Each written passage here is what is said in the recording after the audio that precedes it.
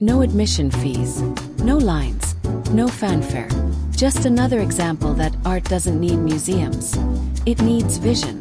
Our journey began while in Chama, New Mexico. A casual tip from our RV campground hosts turned into an unforgettable adventure. Take the dirt road south of Sabala, they said. No signs, no markers, just faith. We turned on what we believed was the right dirt road, but soon enough, we knew we had missed the mark. Finding someone to ask for directions turned out harder than expected, until we spotted a man perched high on the bucket of a backhoe, silhouetted against the sky. I stepped out of our rig and called up to him. "Excuse me, can you help?" "Hold on, I can't hear you," he shouted back, before carefully climbing down the long ladder that leaned against the backhoe bucket.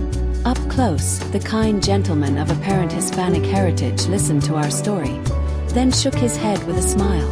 "I've lived here 80 years, he said, "and I've never heard of such a place." Grateful but still directionless, we returned to US 84. Luck finally turned when we saw a Forest Service office tucked off the road. Inside, a helpful ranger pieced together the fragments of our tale. After some thought, she leaned in and said, "I think that if you try." The gravel road felt more like a path into someone's backyard, hemmed in by thick vegetation that gave us pause. Then, like a curtain rising, the greenery parted to reveal wide, open fields stretching to a mountain backdrop. Off to the right, half hidden in the distance, stood what looked like two statues. And was that a cross glinting in the sun? We parked and peered through the fence, trying to make sense of what we were seeing.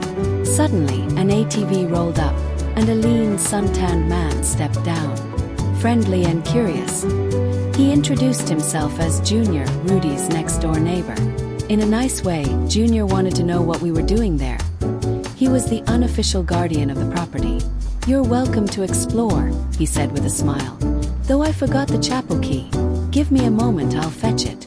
In the meantime, wander around." Wooden floors gleaming, religious masterpieces adorning every surface.